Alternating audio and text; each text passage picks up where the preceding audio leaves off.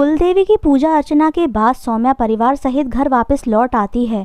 अगले दिन ससुराल में सौम्या की पहली रसोई थी, जिसकी तैयारी में सौम्या सुबह से ही जुटी हुई थी। अभी ससुराल में नई थी, इसलिए किसी की पसंद नापसंद के बारे में ज़्यादा कुछ तो नहीं जानती थी, लेकिन रात को बातों ही बातों में ऋषभ जी से उनकी पसंद नापसंद और कल्याणी जी के पसंद के बारे में काफ़ी कुछ पूछ लिया था।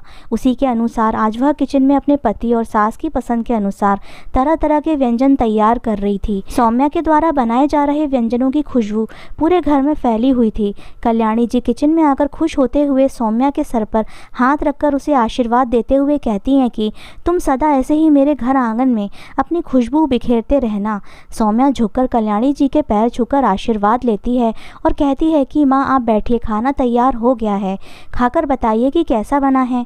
थोड़ी देर में ऋषभ जी भी नीचे आते हुए कहते हैं कि वाह माँ, क्या बना रही हो, बड़ी अच्छी खुशबू आ रही है। कल्याणी जी ऋषभ को छेड़ते हुए कहती हैं कि मैं कुछ नहीं बना रही हूँ, आज तुम्हारी पत्नी के हाथों का खाना खाने के लिए बैठी हूँ, तुम भी आ जाओ। अब तक माँ के हाथों का खाना खा खा कर परेशान हो गए हो, अब पत्नी के हाथ का नया स्वादिष्ट व्यंजन खाओ और बताओ कि कैसा बना है। और आज मेरी बहू की पहली रसोई है, इसलिए खाने के पश्चात उसका नेक तैयार रखना।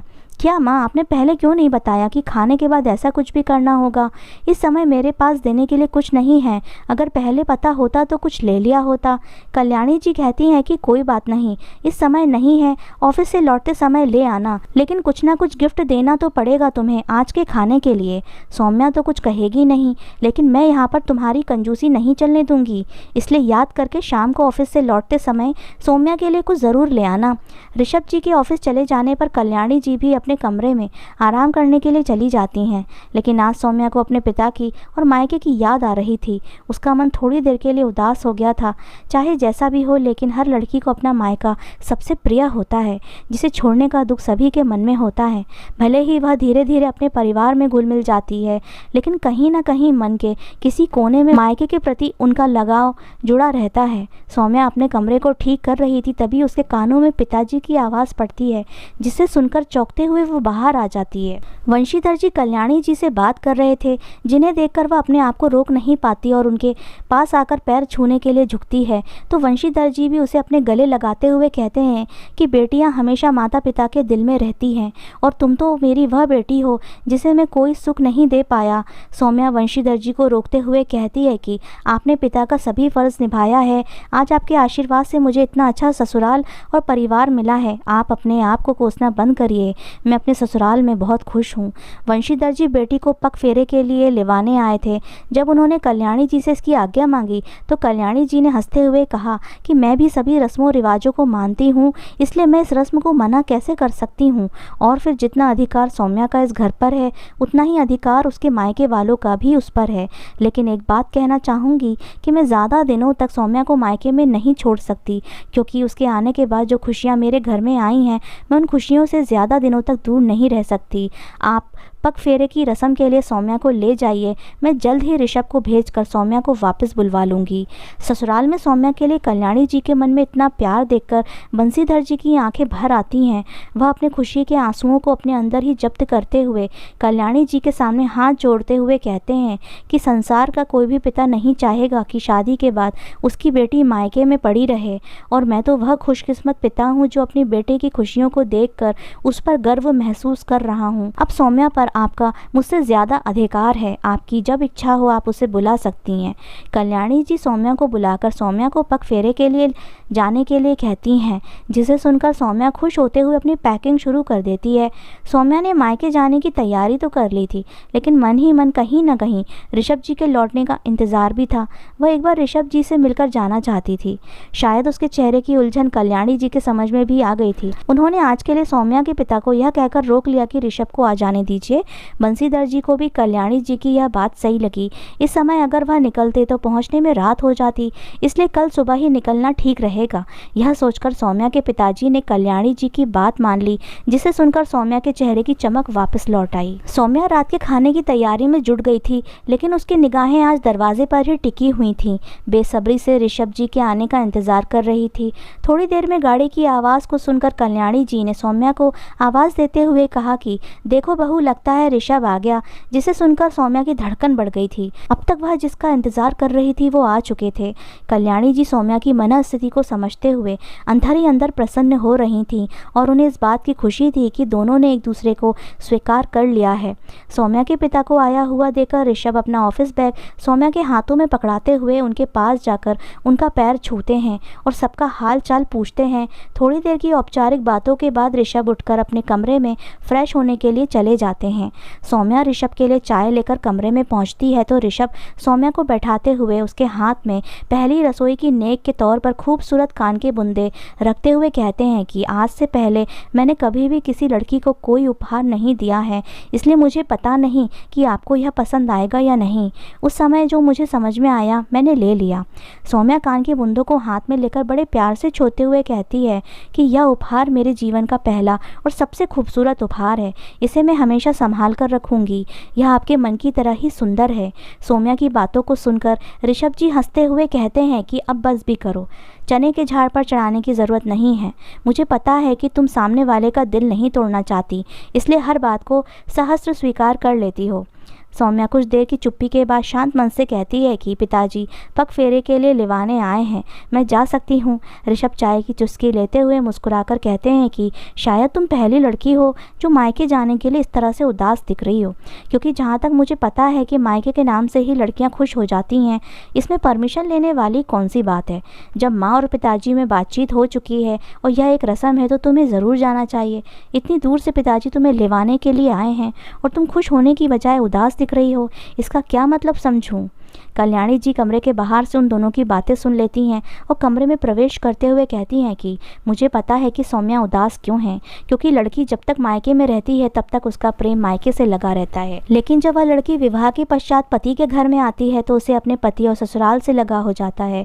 और शायद यही कारण है कि सौम्या मायके के नाम पर खुश होते हुए भी तुमसे और तुम्हारे घर से प्रेम हो जाने के कारण उदास दिख रही है। कल्याणी जी की इस तरह बेबाक बातें सुनकर ऋषभ और सौम्या दोनों सकुचा जाते हैं, लेकिन कल्याणी जी बात को संभालते हुए हंसकर कहती हैं कि देखो भाई, मैं ऐसी ही हूँ। मुझे ललिता पवार जैसी सास बनने का कोई शौक नहीं है। मैं आज के ज़माने की माँ हूँ। इस बात को ऋषभ भी अच्छी तरह से जानता है। रही बात सौम्या की, तो उसे भी मेरी बेबाक बातें अच्छी लग रही होंगी, क्योंकि सुबह मैंने जो खुशी पिता के आने के बाद सौम्या के चेहरे पर देखी थी, थोड़ी देर में वह खुशी उदासी में बदल गई। और एक औरत होने के नाते मैं समझ सकती हूँ कि सौम्या क्यों उदास है। तुम दोनों के चेहरे पर जो एक दूसरे के लिए प्रेम और केयर में देखती हूँ, उसे देखकर कोई भी समझ सकता है कि तुम दोनों एक दूसरे के बिना अधूरे हो।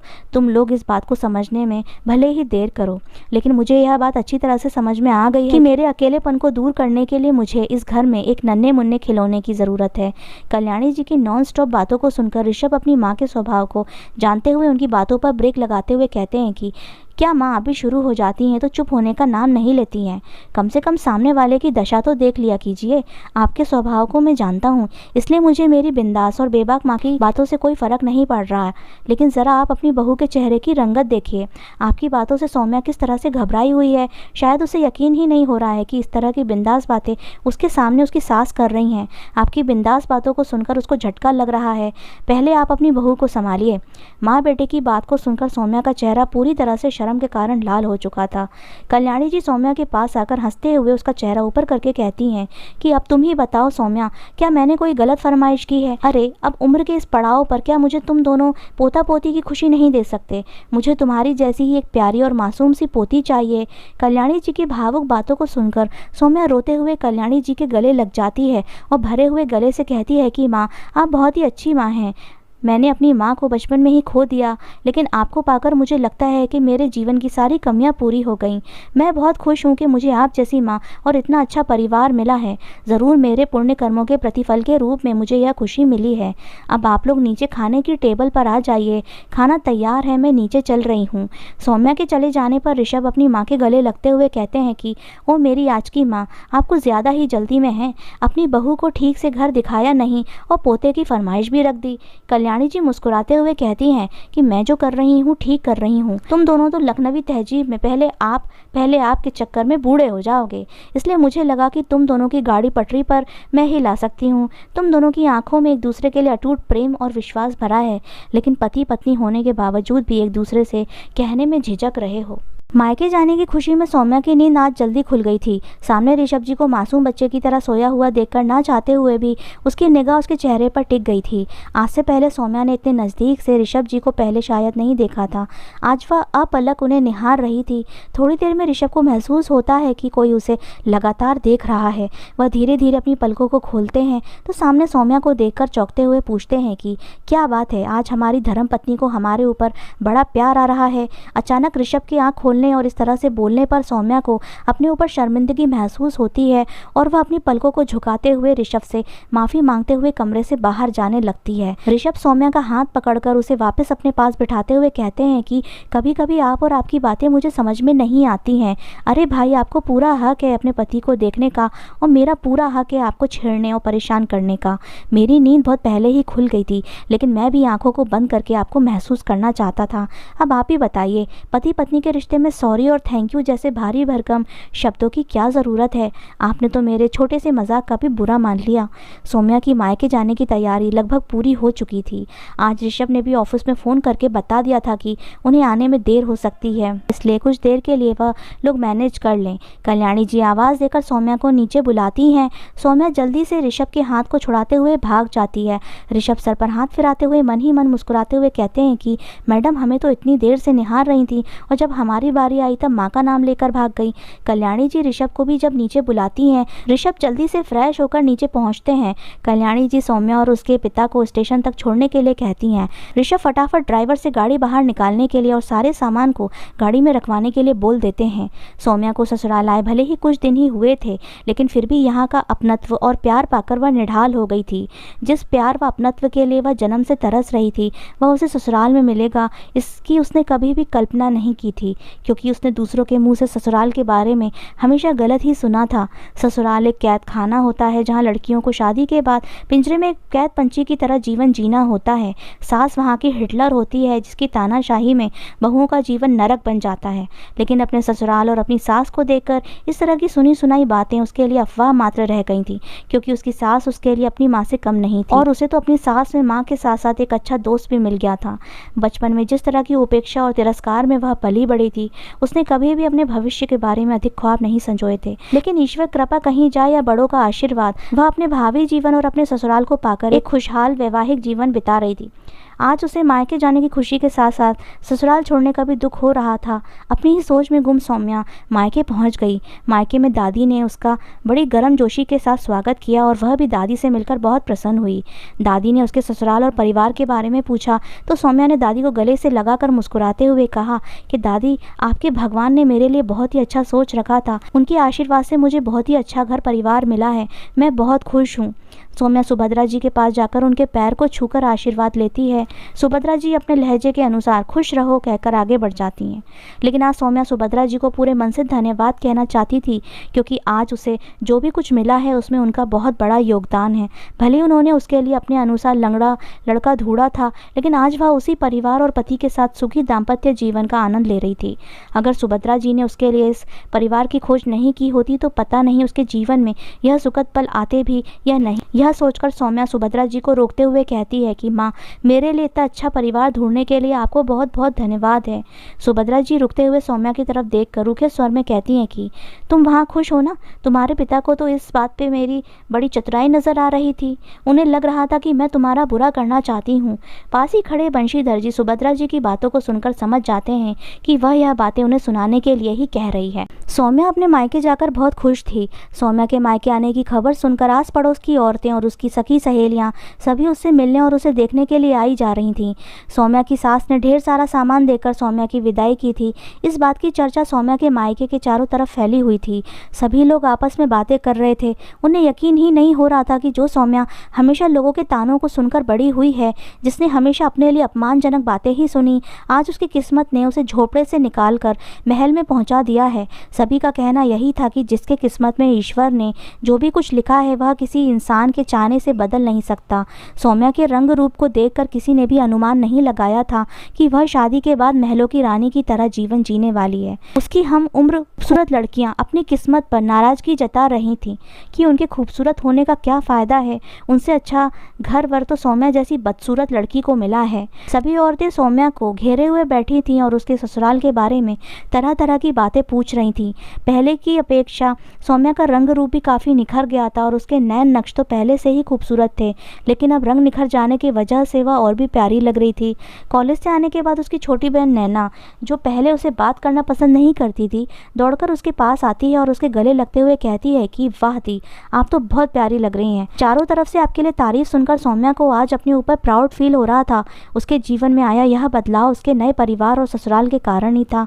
आज उसे ईश्वर की बनाई हुई हर चीज़ से लगाव हो गया था और बार बार मन ही मन ईश्वर का धन्यवाद कह रही थी। दादी अपनी पोती की खुशियों को देखकर मन ही मन अति प्रसन्न हो रही थी। उसके मन को आज जाकर शांति मिली थी। उनकी बेटी भले ही बचपन से सुख और प्यार के लिए तरसी थी, लेकिन ब्याह हो जाने के बाद अच्छा परिवार और पति मिलने से उसकी भरपाई हो गई थी। अब वह चैन से मर सकती हैं, क्योंकि अपने पीछे उन्हें किसी बात की चिंता नहीं रह गई थी।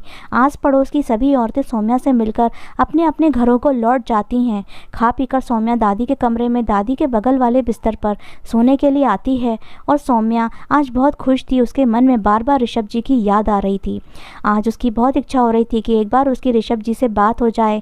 उधर इतने दिनों से सौम्या की आदत पड़ जाने के कारण आज ऑफिस से आने के बाद ऋषभ को भी सौम्या की कमी खल रही थी, क्योंकि जब से सौम्या आई थी उसने ऋषभ का सारा काम संभाल लिया था। ऑफिस से लौटते ही उनके लिए चाय बनाकर उनके सामने हंसते मुस्कुराते हुए हाजिर हो जाती थी। ऋषभ फ्रेश होने के बाद सौम्या के मोबाइल पर कॉल करते हैं। आज सौम्या मन ही मन सोच रही थी कि आज का दिन उसके लिए कितना अच्छा है। वह जो भी कुछ सोच रही है उसकी सभी इच्छाएं पूरी होते जा रही हैं। अभी अभी उसने ऋषभ जी से बात करने के बारे में सोचा और देखो तुरंत ही उनका फ़ोन भी आ गया। फ़ोन की घंटी से दादी की नींद डिस्टर्ब ना हो, इसलिए सौम्या फ़ोन लेकर छत पर चली जाती है। पहले तो ऋषभ सौम्या के समय से पहुंचने और परिवार का हालचाल पूछते हैं। थोड़ी देर की औपचारिक बातचीत के बाद ऋषभ जी कहते हैं कि सौम्या, मुझे तुम्हारी बहुत याद आ रही है, क्या तुम मुझे वहाँ याद कर रही हो? ऋषभ जी की बातों को सुनकर सौम्या का चेहरा शर्म से लाल हो जाता है। थोड़ी देर की बातचीत के बाद दोनों फ़ोन रखकर सोने के लिए चले जाते हैं। ऋषभ जी से बात कर लेने के बाद सौम्या का मन शांत हो गया था। अब वह निश्चिंत होकर नींद की आगोश में चली जाती है। आज ऋषभ को अपनी फाइलों को ढूंढने में थोड़ी मशक्कत करनी पड़ रही थी। फाइलों को ढूंढने के चक्कर में एक डायरी नीचे गिर जाती है, जिसे थोड़ी देर देखने के बाद ऋषभ जी हाथों में उठाकर पढ़ने के लिए खोलते हैं। उस डायरी में उनकी मनपसंद लेखिका की कहानियों को पढ़कर उनका मन विचलित हो जाता है। एक बार फिर से उनके मन में उनकी पसंदीदा अनजान लेखिका की यादें, जिनको उन्होंने अपने मन में कैद करके रखा था, आज डायरी में उस लेखन को पढ़कर तरोताज़ा हो जाती हैं। काफ़ी देर तक वह अपनी अनजान लेखिका के मनपसंद लेखन को पढ़ते हुए उसी में खोए हुए थे, लेकिन फिर यह सोचकर परेशान हो जाते हैं कि आखिर उनकी पसंदीदा लेखिका की डायरी इस घर में कहाँ से आई है और वह भी उनकी अलमारी में क्या कर रही है। फिर कुछ सोचते हुए उस डायरी को उसकी जगह पर सुरक्षित रखकर अपने ऑफिस के लिए निकल जाते हैं। ऋषभ जी अपने आप को ऑफिस की फाइलों में उलझाने की भरपूर कोशिश कर रहे थे, लेकिन उनका दिल और दिमाग इस समय उनका साथ नहीं दे पा रहा था। जब से उन्होंने सौम्या की अलमारी में उस डायरी को देखा था, तब से उनका मन पूरी तरह से बेचैन था। उनके मन में उथल पुथल मची हुई थी कि वह जानना चाहते थे कि इस डायरी से सौम्या का क्या कनेक्शन है, लेकिन चाहकर भी वह सौम्या से इस बात का जिक्र नहीं कर पा रहे थे, क्योंकि उन्हें लगता था कि वर्तमान में सौम्या उनकी पत्नी है। किस तरह से वह अपनी पत्नी के सामने दूसरी औरत के बारे में पूछताछ कर सकते हैं, क्योंकि अगर उन्होंने डायरी और उसकी लेखिका की बात सौम्या के सामने छेड़ दी तो सौम्या के मन को ठेस पहुंच सकती है। यह बात गलत होगी। यह समझाते हुए अपने मन को शांत करके ऋषभ ऑफिस के कामों को निपटाने में जुट गए। वह नहीं चाहते थे कि दोबारा उनके दिमाग में डायरी का ख्याल आए और फिर वह अपने अतीत की यादों में उलझे। आज सौम्या को मायके गए लगभग एक सप्ताह बीत चुका था। आज कल्याणी जी सौम्या से बात करते वक्त कह रही थी कि उसके बिना उनका मन नहीं लग रहा है, उनका परिवार और घर सूना सूना लग रहा है, इसलिए वह जल्द ही सौम्या के पिता से सौम्या की विदाई के बारे में बात करेंगी। सच कहा जाए तो सौम्या को भी अपने परिवार की याद सता रही थी। शाम को कल्याणी जी का फ़ोन आता है और वह बंसीधर जी से सौम्या की विदाई के बारे में बात करती हैं। बंसीधर जी सौम्या की विदाई के लिए तैयार हो जाते हैं। शाम को ऋषभ के ऑफिस से लौटने के बाद चाय पीते समय कल्याणी जी अपनी बातों का सिलसिला जारी रखते हुए कहती हैं कि उन्हें कल सौम्या को लाने के लिए उसके मायके जाना होगा। कल सौम्या आने वाली है, यह जानकर उनके मन को सुकून और खुशी महसूस होती है, लेकिन उसी पर डायरी का ख्याल भी उनके उनके मन में उथल पुथल मचा देता है। अगले दिन कल्याणी सौम्या के मायके जाने की तैयारियां करते हुए ऋषभ को सौम्या के मायके भेज देती हैं। सौम्या अपने भावी जीवन से बहुत खुश थी। आज ऋषभ जी उसे लेने के लिए आने वाले थे। उसे बेसब्री से ऋषभ जी के आने का इंतजार था। वंशीधर जी ने अपनी हैसियत के अनुसार विदाई का सभी सामान देकर अपने पिता होने की जिम्मेदारी की पूर्ति की थी। सौम्या के ससुराल की भव्यता को देखने के बाद वह भली भांति जान गए थे कि वह अपने ससुराल में पूरी तरह से संतुष्ट और खुश है, लेकिन फिर भी एक पिता होने का फर्ज तो उन्हें निभाना ही था। इसलिए वह अपनी बेटी के लिए जो भी कुछ कर सकते थे। सुभद्रा जी की रोक टोक के बावजूद भी उन्होंने अपना फर्ज पूरा किया था। सौम्या के मन की बेचैनी को देखकर नैना उसे चिढ़ाते हुए कहती है कि क्या दीदी, अब मायके में आपका मन नहीं लग रहा है? जब से आपको यह बात पता चली है कि जीजा जी आपको लेने आने वाले हैं, तब से आपकी नज़रें बार बार दरवाजे पर ही टिकी हुई हैं। पास में बैठी हुई दादी नैना की बातों को सुनकर उसका साथ देते हुए कहती है कि नैना, तुम सच कह रही हो। अब हमारी सौम्या पहले वाली सौम्या नहीं रह गई है, अब यह पूरी तरह से बदल गई है। लेकिन मुझे खुशी है कि मेरी बेटी को इतना अच्छा परिवार मिला है कि इतने कम समय में ही वह उस परिवार के साथ घुल मिल गई है। भगवान करे कि वह हमेशा अपने परिवार के साथ ऐसे ही खुशी खुशी जीवन बिताए। नैना और दादी की खिंचाई से शर्मा कर सौम्या दादी के गले लग जाती है। दादी उसके सर पर हाथ फिराते हुए कहती हैं कि तुम्हारी खुशियों को देखकर हम खुश हैं मेरी बच्ची। तेरी खुशियों को किसी की नज़र ना लगे, इस बूढ़ी माँ की यही इच्छा है। अब तक जैसे अपने परिवार के साथ हंसी खुशी रह रही हो, आगे भी हमेशा अपने परिवार की इज्जत, मान सम्मान और सास और पति का ख्याल रखना। अब वह घर ही तुम्हारे नए जीवन की शुरुआत है। घर के बाहर जब ऋषभ जी की गाड़ी आकर रुकती है तो नैना लगभग दौड़ते हुए दादी के कमरे में आते हुए कहती है कि दीदी, जीजा जी आ गए हैं। जिसे सुनकर एक बार के लिए सौम्या की धड़कन बढ़ जाती है। ऋषभ जी के आने की खबर सुनकर उसे एक सुखद एहसास का अनुभव होता है। ऋषभ जी घर के अंदर प्रवेश करते हैं। सभी लोगों का पैर छूकर आशीर्वाद लेते हैं। वंशीधर जी के कहने पर निर्मला जी जलपान की तैयारी करती हैं। नैना एक के बाद एक नाश्ता लाकर ऋषभ जी के सामने रख रही थी। ढेर सारा नाश्ता देखने के बाद ऋषभ जी नैना को रोकते हुए कहते हैं कि अब बस करो नैना, इतना ज़्यादा मैं नहीं खा सकता। तभी निर्मला जी कमरे में प्रवेश करते हुए कहती हैं कि दामाद का ससुराल में बहुत स्वागत किया जाता है। आपका स्वागत करने की हैसियत तो हमारी नहीं है, लेकिन फिर भी जो कुछ हमसे बन पड़ा है हम वही कर रहे हैं, हमें करने दीजिए। ऋषभ जी सुभद्रा जी की तरफ मुखातिब होकर कहते हैं कि माँ जी, आपने बहुत अच्छा स्वागत किया है। मैं तो नैना को इसलिए रोक रहा था कि मैं इतना कुछ एक साथ नहीं खा पाऊँगा। रही बात हैसियत की, तो आप माँ हैं, आपसे मुझे सिर्फ आशीर्वाद चाहिए। आपने अपनी बेटी देकर वैसे ही हम सब पर बहुत बड़ा एहसान किया है और बाकी किसी चीज़ की अभिलाषा नहीं है। अभी तक सौम्या ऋषभ जी के सामने नहीं आई थी। सभी के साथ होते हुए भी ऋषभ की आंखें किसी को ढूंढ रही थीं। उनकी ढूंढती हुई निगाहों का मतलब समझते हुए दादी नैना से कहती हैं कि नैना, जीजा जी को दीदी के पास ले जाओ। नैना के साथ ऋषभ सौम्या के कमरे में पहुंचती है, जहां सौम्या अपने सामान को समेटते हुए पैकिंग कर रही थी। अचानक से उसको अपने कमरे में पाकर सौम्या मुस्कुराते हुए उनका स्वागत करती है और बैठने के लिए कहती है। कुछ देर की बातचीत के बाद ऋषभ जी सबसे विदा लेकर सौम्या को साथ लेकर घर के लिए निकल जाते हैं। सौम्या जब ससुराल से आई थी तो उसे ससुराल के लोगों की याद सता रही थी, और जब मायके में रहकर वापस ससुराल जा रही थी तो उसे अपने परिवार का साथ छूटने की कमी महसूस हो रही थी। रास्ते में वह गुमसुम सी अपने आप में खोई हुई बैठी थी। इस तरह से चुपचाप सौम्या का बैठना ऋषभ जी को अच्छा नहीं लग रहा था। वह उसकी उदासी को दूर करने के लिए आपसी बातचीत का सिलसिला शुरू करते हैं। पहले तो दोनों आपस में परिवार के संदर्भ में बात करते हैं, फिर बातों ही बातों में वह सौम्या की पसंद नापसंद के बारे में पूछते हैं। पहले तो सौम्या मन ही मन सोचती है कि उसे अपने लेखन के बारे में ऋषभ जी को बता देना चाहिए या नहीं, लेकिन फिर वह ऋषभ जी को बता देती है कि उसे लेखन का शौक है, क्योंकि वह नहीं चाहती थी कि वह उसे अपने जीवन से जुड़ी हुई कोई भी बात ऋषभ जी से छुपाए। सौम्या को लेखन पसंद है, इस बारे में जानकर ऋषभ को अच्छा महसूस हो रहा था।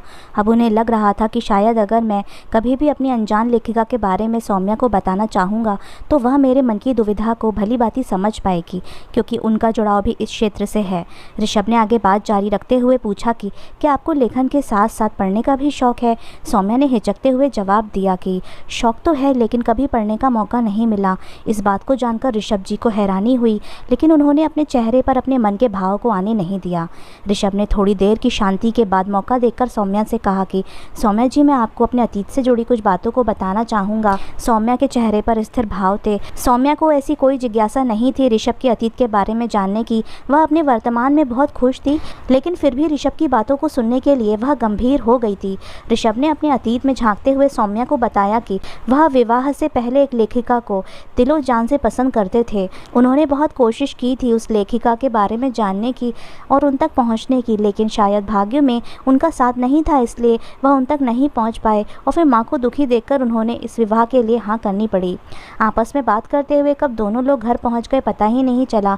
कल्याणी जी आरती का थाल लेकर द्वार पर खड़ी थी। सौम्या और ऋषभ को दरवाजे पर खड़ा करके पहले उन्होंने आरती उतारी और फिर घर के अंदर प्रवेश करने के लिए कहा। सौम्या आज फिर से अपने घर में आकर बहुत खुश थी, लेकिन उसे वह बात याद आ रही थी जो ऋषभ ने गाड़ी में उससे कही थी और मन ही मन सोच रही थी कि क्या मेरे आने से ऋषभ जी का पहला प्यार उनसे दूर हो गया। इन्हीं बातों में उलझी हुई सौम्या अपने कमरे को ठीक कर रही थी। शाम को जब ऋषभ जी घर आते हैं तो उनकी निगाहें सौम्या को ढूंढ रही थी, लेकिन सौम्या को वहां ना देखकर वह सीधे कमरे की तरफ बढ़ जाते हैं। अभी दरवाजे तक पहुंचे ही थे कि अंदर से सौम्या की किसी से फोन पर बात करती हुई आवाज सुनाई पड़ती है। उसमें अनजान लेखिका का नाम सुनकर ऋषभ दरवाजे के पास खड़े होकर अंदर की बातें सुनने की कोशिश करते हैं। सौम्या सामने वाले फोन पर कह रही थी कि सब कुछ ठीक चल रहा था, लेकिन अब लगता है कि मैं ऋषभ जी की अपराधी हूँ। उन्हें विवाह से पहले किसी और से प्रेम था, लेकिन माँ जी की वजह से मुझसे विवाह करना पड़ा और अब यह अपराध बोझ जीवन भर मेरा पीछा नहीं छोड़ेगा, जिसका मेरे दाम्पत्य जीवन पर भी असर पड़ेगा। सौम्या की बातों को सुनकर ऋषभ जी को बुरा लग रहा था। उन्होंने बेकार में अपनी अतीत की बातों को सौम्या को बताकर उसके मन को दुख पहुंचाया है।